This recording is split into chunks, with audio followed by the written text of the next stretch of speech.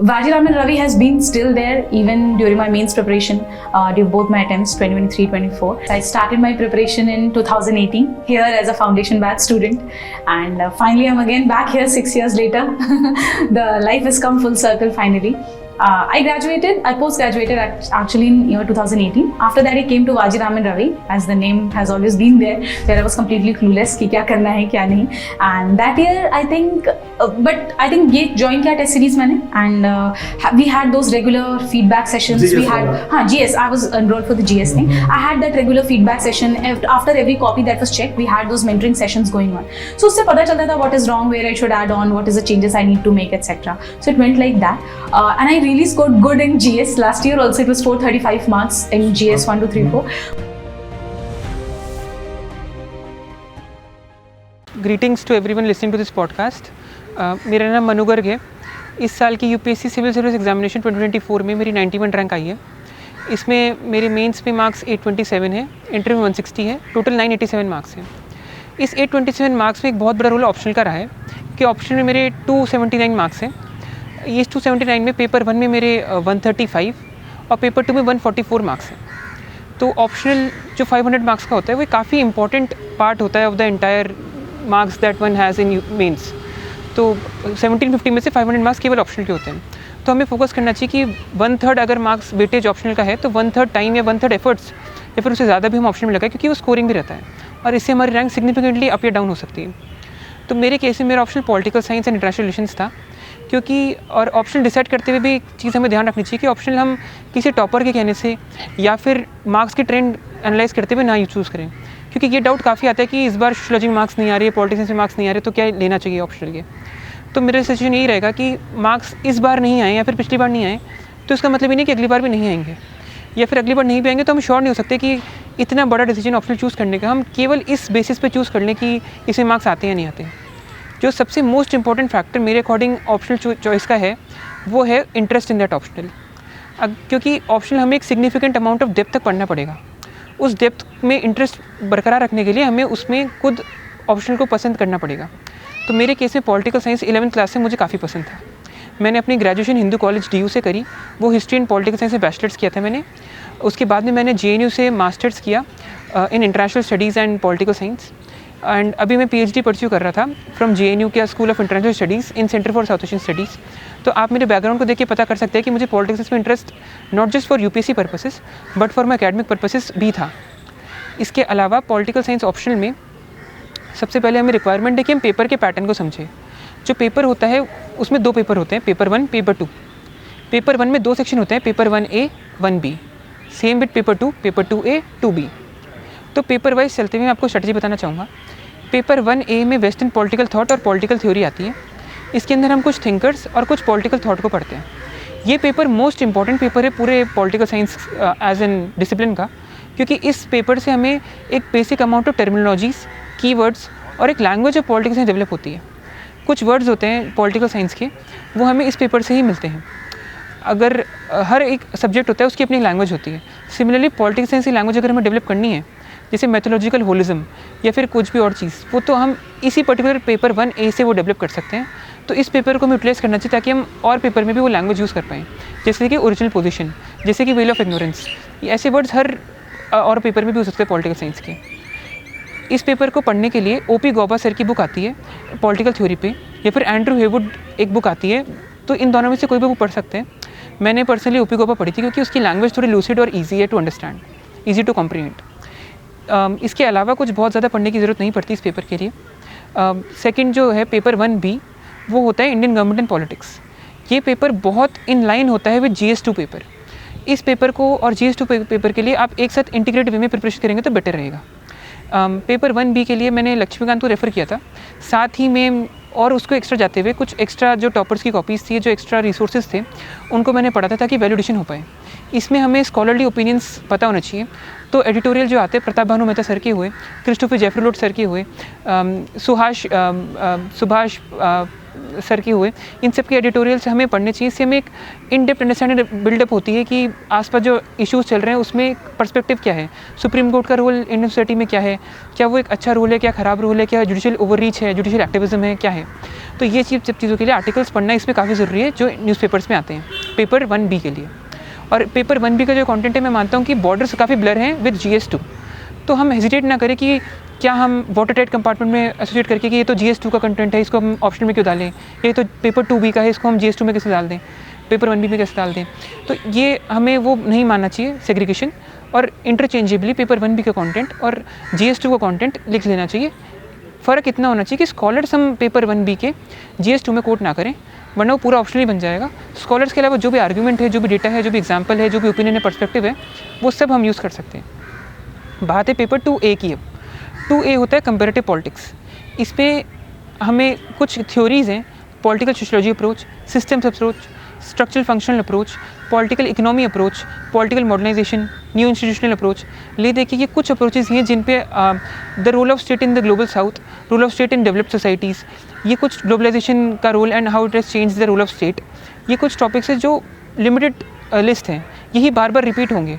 तो इन टॉपिक्स को हम पहले से प्रिपेयर कर लिए, इसमें स्कॉलरली व्यूज़ अपन कर लिए, जैसे सैमुअल पी हंटिंगटन का हुआ, फ्रांसिस फुकुयामा का हुआ, या फिर डेविड ईस्टन का है, गैब्रियल आर्मंड का है, पॉवेल का है, सिडनी वर्बा का है।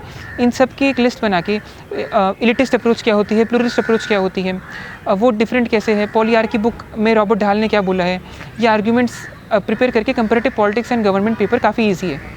इसमें हम ये कोशिश कर सकते हैं कि हम डिफरेंट कॉन्स्टिट्यूशंस का ऑल ओवर द वर्ल्ड उनका एग्जाम्पल्स कोट करें ताकि हमारा आंसर एनरिच्ड रहे। क्योंकि नॉर्मल जो थ्योरी होती है वो हर कोई लिख लेगा, पर रिक्वायरमेंट ये है कि उसमें वैल्यूडेशन करके डिफरेंट कंपैरिजन ऑफ कॉन्स्टिट्यूशंस करेंगे तो आंसर यूनिक बनेगा। फिर बात है पेपर 2B इंटरनेशनल रिलेशंस। ये एक मार्केट में मिथ है, एक स्टीरियोटाइप है, या फिर क्या है कि पेपर 2B बहुत डायनेमिक होता है ऑप्शनल के लिए, और इसको प्रिपेयर करना काफ़ी डिफिकल्ट टास्क होता है पूरे पॉलिटिकल साइंस ऑप्शनल के लिए।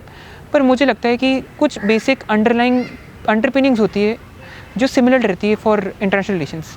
अब इंडिया की जो पॉलिसी है, फॉरेन पॉलिसी है, वो ब्रॉडली ओवरऑल सेम ही रहती है। माना कि प्राइम मिनिस्टर के चेंजेस के साथ कुछ चेंजेस उसमें डेफिनेटली आएंगे, पर जो ब्रॉड अपना स्ट्रेटेजिक कल्चर है या फिर जो भी चीज़ें हैं वो ब्रॉडली सेम रहेगी, उसमें ज़्यादा चेंजेस नहीं आएगा। सिमिलरली अगर मैं बात करूँ रिलेशंस विद डिफरेंट कंट्रीज़, तो इंडिया US रिलेशंस हैं, वो चेंजेस उसमें आते हैं, पर काफ़ी लॉन्ग ड्रॉन प्रोसेस रहता है, काफ़ी लंबे टाइम के बाद उसमें चेंजेस आते हैं। प्रेसिडेंट ट्रंप आए और honourable prime minister Modi ji आए या फिर कोई भी आए तो कुछ चेंजेस रहेंगे, पर ब्रॉड प्रिंसिपल्स ये रहेगा कि इंडिया US अभी एक अपर ट्रेजेक्टरी पे है when it comes to solving their relations. तो वो रिलेशंस इंप्रूव होंगे, कुछ डिसरप्शन इधर उधर होते हैं। तो हम पॉलिटिकल साइंस ऑप्शनल के पेपर 2B IR को बहुत डायनेमिक ना माने, रादर हम ये माने कि कुछ बेसिक प्रिंसिपल सब में रहते हैं और उनको समझ लिया। अगर हमने जियो पॉलिटिक्स को समझ लिया तो करंट एग्जाम्पल्स कोट करते हुए वो आंसर काफ़ी अच्छा बन सकता है। IR के आंसर्स के लिए मैं ये कोशिश करता था कि ORF एक वेबसाइट होती है, ऑब्जर्वर रिसर्च फाउंडेशन, गवर्नमेंट का वो है NGO जो राइसीना डायलॉग भी ऑर्गेनाइज कराता है।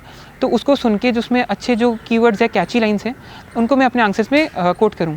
जैसे कि एक लाइन थी कि India as the mother of democracy can not leave its children orphan around in the neighbourhood. तो ऐसी कुछ कैची लाइन्स जो होती है वो हम अपने आंसर्स में कोट कर सकते हैं। जैसे कि एक लाइन ये थी कि India is the queen of Jio politics, so it can easily move across the chessboard of Jio politics. तो ये चीज़ें जो होती है ये हम यूज़ अगर कोट करेंगे तो काफ़ी अच्छा आंसर एनरिच बनेगा। अब बात है पॉलिटिकल साइंस के आंसर राइटिंग की और उसके नोट मेकिंग की। नोट मेकिंग के लिए सिंपल सा प्रोसेस है। जो क्वेश्चंस होते हैं वो साइक्लिकल रहते हैं, तो प्रीवियस ईयर क्वेश्चन अगर हमने पढ़े और उसके नोट्स बनाए तो उतना इनफ रहता है कि वही UPSC सेम क्वेश्चन पूछता है, क्योंकि सिलेबस लिमिटेड है। तो UPSC जो डिफरेंट कर रहा है वो ये कर रहा है कि जॉन रॉल्स का अगर क्वेश्चन है तो उसमें डॉक्टर BR अम्बेडकर से उसको कॉन्ट्रास्ट कर दिया कि दोनों का जस्टिस का आइडिया डिफरेंट कैसे है। UPSC अब उसमें इंटरलिंकेज ड्रॉ कर रहा है, तो हम प्रिपरेशन भी उस हिसाब से करें। बाकी मोस्टली क्वेश्चन का जो थीम्स है वो रिपीट होता है और वो सेम रहते हैं। नोट मेकिंग करने के लिए मैं जो करता था, मैं 1 पेजर नोट्स हर टॉपिक के बना लेता था। फॉर एग्जाम्पल अगर मैं प्लेटो का टॉपिक लूँ, प्लेटो के टॉपिक में जो बेसिक चीज़ें लिखी जानी चाहिए वो ये है कि प्लेटो की थ्योरी ऑफ नॉलेज क्या है, theory of ideas, theory of ideal state, philosopher king और theory of communism of wives and property. तो ये सब थ्योरीज अगर मैंने एक जगह पे लिख ली, क्योंकि समझ में सबको आ जाता है। पॉलिटिकल साइंस सब्जेक्ट ऐसा है कि एक बार आपको समझ में आ गया तो लेफ्ट इंग्लिश समझ में आ गया। तो केवल ये जस्ट कीवर्ड्स आपने लिख लिए तो ईजी रहता है बाद में रिवाइज करने के लिए 1 पेजर नोट्स में। इसके साथ ही कुछ स्कॉलर्स जैसे कार्ल पॉपर ने प्लेटो के बारे में क्या बोला है, वाइट हेड ने, ओकशॉट ने, ये सब जो स्कॉलर्स हैं इनका ओपिनियन क्या है और इनकी बुक्स के नाम अगर याद रहते तो लिख सकते हैं, उससे सही रहता है। तो 1 पेज नोट्स में प्लेटो में ये सब चीज़ें, क्रिटिसिज्म प्लेटो का, अगर ग्रामसी है तो उसमें जैसे मेरे एक स्पेशल लाइन थी कि बिपिन चंद्रा ने गांधीन वे ऑफ स्ट्रगल को for Indian national movement Gramscian way of war of manoeuvre and war of position से कंपेयर किया है। तो मेरा ग्रामसी का क्वेश्चन का कंक्लूजन यही रहता था हमेशा। तो ऐसे करके हम एक list of proper keywords, data और कोटेशंस बना सकते हैं for entire politics optional paper. अब क्वेश्चन ये आएगा कि जो कीवर्ड्स या कैची लाइन से आएगी कहाँ से। इनका सोर्स सिंपल है, टॉपर कॉपीज़ को अगर हम पढ़ेंगे तो उनमें टॉपर्स ने काफ़ी मेहनत करी है उस कंटेंट को इकट्ठा करने में। ये फिल्टर्ड आउट एनरिच्ड कंटेंट हम डायरेक्टली कट कॉपी पेस्ट करके अपनी कॉपी में नोट डाउन कर सकते हैं और अपने आंसर्स में यूज़ कर सकते हैं, क्योंकि आंसर्स रिपीट होंगे। तो 5-6 टॉपर्स की कॉपी पढ़ के उनमें बेस्ट कंटेंट एक्सट्रैक्ट करके एक जगह पर नोट मेकिंग हम कर सकते हैं, उस टॉपिक के अंडर हम लिख सकते हैं इसको। अब बात आती है आंसर राइटिंग की। आंसर राइटिंग ऑप्शनल एक बहुत इंपॉर्टेंट टास्क है। आंसर राइटिंग के लिए हमें फोकस ये करना है कि अगर एक पर्सपेक्टिव भी पूछा है, जैसे पॉलिटिकल इकोनॉमिक अप्रोच अगर पूछी है, तो हम केवल उसी अप्रोच से एनालाइज ना करें, रादर हम अपने आंसर को मल्टी डायमेंशनल और मल्टी डिसिप्लिनरी बनाएं। डिफरेंट अप्रोच से एनालाइज करना पॉलिटिकल साइंस में बहुत नेसेसरी है, क्योंकि किसी एक अप्रोच से भी पूरा आंसर लिखा जा सकता है, पर डिफरेंट स्कॉलर्स का क्या ओपिनियन है, डिफरेंट पर्सपेक्टिव्स क्या है उसके लिए, डिफरेंट आइडियोलॉजीज उस पर्टिकुलर टॉपिक के लिए क्या बोलती है। लिबरलिज्म है, उसके क्रिटिसिज्म कितने सारे लोगों ने दिया है, मार्क्सिज्म ने क्या बोला है। जॉन रॉल्स का अगर क्वेश्चन आया है तो कम्युनिटेरियन उसके लिए क्या बोलते हैं, लिबर्टेरियन क्या बोलते हैं, सोशल लिबरल्स क्या बोलते हैं, या फिर फेमिनिस्ट क्या बोलते हैं जॉन रॉल्स के लिए, या फिर बिल्कुल ही रॉबर्ट नोजियाक ने क्या बोला है, माइकल सैंडल ने क्या बोला है। ये सब पर्सपेक्टिव्स हैं, इन सब को कोट करना काफ़ी नेसेसरी है। तो पॉलिटिक्स ऑप्शन नेसेसरी है कि आप कम अमाउंट में आप कितने डायमेंशन से उस पर्टिकुलर टॉपिक को एनालाइज कर पा रहे हैं। This is most important politics science optional. इसके लिए न्यूज़पेपर पढ़ना, न्यूज़पेपर हैबिट एक बहुत इंपॉर्टेंट है, एडिटोरियल्स पढ़ना ही चाहिए। और सेकेंडली जो मेरे अगर नोट्स की मैं बात करूँ कि मैंने कोई कोचिंग करी थी, मैंने शुभ्रा रंजन मैम है उनका क्रैश कोर्स किया था, उससे मुझे प्रीवियस ईयर क्वेश्चन मैम कराती हैं, उससे एक जगह पे प्रीवियस ईयर क्वेश्चन मुझे मिल गए थे और मैम के आंसर्स जो थे उससे एक आइडिया लग गया था कि स्ट्रक्चर कैसे डेवलप करना है। पर मोस्टली हमें रिलाई टॉपर कॉपीज़ पे करना चाहिए जो हमें फ्रीली अवेलेबल रहती है किसी भी वेबसाइट पे, क्योंकि उनकी जो मेहनत है, उनका जो आंसर राइटिंग स्ट्रक्चर है, उससे काफ़ी इंसाइट मिलते हैं। फॉर एग्जांपल एक टेक्निक मैं बताना चाहूँगा, ऑप्शनल में हमें हेडिंग नहीं लिखनी होती, आंसर्स में हमें पैराग्राफ फॉर्मेट में लिखना पड़ता है, क्योंकि आर्गुमेंटेशन इंपॉर्टेंट है rather than putting in more pointers. तो आर्गुमेंटेशन हम कितना बेटर जस्टिफाई कर पा रहे हैं वो ज़्यादा इंपॉर्टेंट है, पर उसमें डिमांड ऑफ द क्वेश्चन कहीं पर घूम जाती है पैराग्राफ्स में।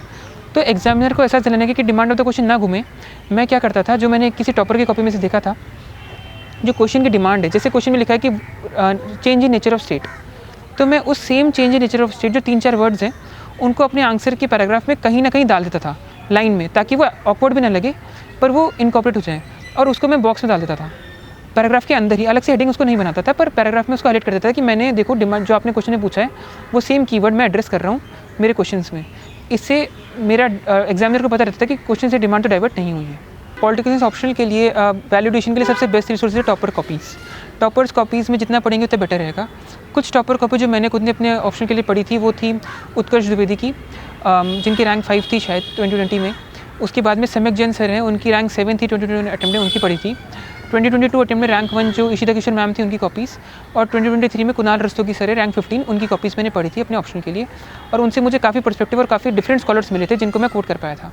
साथ ही में पॉलिटिकल साइंस ऑप्शन के लिए मैं ये भी बताना चाहूँगा कि मेरा जो मास्टर्स और पीएचडी था वो जेएनयू से था, उसके काफ़ी स्कॉलर्स और प्राइमरी सोर्सेज ही मैंने अपने ऑप्शनल कॉपीज़ में कोट करे थे अपने आंसर्स में, क्योंकि हमें जेएनयू में एक्सपेक्ट करा जाता है कि हम प्राइमरी सोर्सेज पढ़ें। जैसे केनेथ वॉट्स की बुक है अगर थ्योरी ऑफ इंटरनेशनल रिलेशंस, तो हमें डायरेक्टली वो बुक पढ़नी पड़ती थी, ना कि उसका सेकेंडरी सोर्स। तो वो काफ़ी हेल्प करता था कि मैं आर्गुमेंटेशन दे पाऊँ। एक चीज़ और मैं बताना चाहूँगा कि यूजीसी नेट का एग्ज़ाम होता है, उसमें पॉलिटिकल साइंस के एग्ज़ाम में काफ़ी अच्छा प्लान भी है। ये प्लान भी काफ़ी हॉट टॉपिक रहता है मार्केट में, तो मैंने वो एग्ज़ाम दिया था, तो बिना कुछ एक्स्ट्रा ज़्यादा पढ़े केवल पॉलिटिकल साइंस ऑप्शन की नॉलेज से मैंने नेट का एग्ज़ाम दिया था और वो क्वालिफाई इजीली हो गया था। इस एग्ज़ाम का फ़ायदा ये है कि इससे असिस्टेंट प्रोफेसर की एक जॉब ऑफर उसके लिए एलिजिबल हो जाते हैं, और वो जॉब हमें किसी भी सेंट्रल यूनिवर्सिटी में मिल सकती है ऑल ओवर इंडिया। सेकेंडली अगर हम जेआरएफ क्वालिफाई करते हैं तो हमें 47,000 का stipend per month just for pursuing PhD मिल सकता है, जो एक काफ़ी अच्छे प्लान भी फाइनेंशियल बैकअप के लिए हो सकता है। तो यूजीसी नेट अगर कोई पॉलिटिक्स ऑप्शनल का बंदा दे रहा है तो वो यूजीसी नेट को भी दे सकता है यूपीएससी ऑप्शनल के साथ में, साइड बाय साइड, काफ़ी उसका हेल्प हो जाएगी। एंड पॉलिटिक्स ऑप्शन के लिए मैं ये कहना चाहूँगा कि ये जो पेपर है ये काफ़ी related to our current happenings है, तो इसमें अगर हम ढंग से समझेंगे तो हमें इजीली एसोसिएट रहेगा और वो लॉन्ग टर्म के लिए मेमोरी में रहता है। एंड एरिस्टोटल ने जैसे बोला था कि political science is master science, तो पॉलिटिकल साइंस की नॉलेज हमें अपना जो एडमिनिस्ट्रेशन आगे जो हम अपना रेंडर करेंगे सर्विसेज, उसमें भी काफ़ी हेल्प करेगा। साथ ही में अपने जो ऑनरेबल फादर ऑफ नेशन है महात्मा गांधी जी, उन्होंने भी कहा था कि politics is like a snake that coils all around us. तो politics as a snake is coiling all around us. तो जो भी इसकी नॉलेज है हम इसको केवल ऑप्शन तक ही सीमित ना रखें, रादर हम इसकी नॉलेज को स्पिल ओवर करें और जीएस पेपर्स में भी।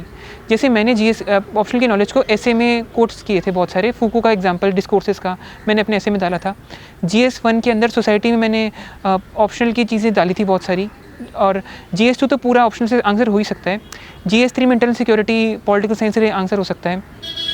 साथ में जीएस 4 में मैंने एक यूनिक चीज़ करी थी कि जो केस स्टडी होती है उसको डिफरेंट पॉलिटिकल आइडियोलॉजीज से आंसर करना, क्योंकि पॉलिटिकल आइडियोलॉजीज एक ऑप्शनल के पॉलिटिक्स पीएसआई ऑप्शनल के इंसान को अच्छे से आती है। तो उससे हम अगर डिफरेंट केस स्टडीज़ को एनालाइज करेंगे कि लिबरल्स यहाँ पे होते तो वो क्या कहते, ह्यूमन राइट्स अप्रोच यहाँ पे क्या कहती, फेमिनिस्ट का पर्सपेक्टिव यहाँ पे क्या होगा, या फिर अगर यूटिलिटेरियंस होंगे तो वो यहाँ पे कैसे सेपरेटली बोलेंगे, तो वो हम बेटर लिख पाएंगे रादर देन किसी और स्टूडेंट से, अगर हमारा ऑप्शनल पॉलिटिकल साइंस है तो इन आइडियोलॉजीज़ को, पॉलिटिकल साइंस की नॉलेज को हमें स्पिल ओवर करके और जगह भी यूज़ करना चाहिए। एट द एंड जो एस्पिरेंट्स हैं जो पॉलिटिकल साइंस ऑप्शन को एज अ सब्जेक्ट लेना चाहते हैं, उनके लिए मैं ओक शॉट एक थिंकर है उसकी लाइन्स कुछ बोरो करके कहना चाहूँगा कि all the best for venturing into the borderless and bottomless sea of political science. Wishing you all the very best for all your attempts and at UPSC and for all the things that you aspire for in life. Thank you so much.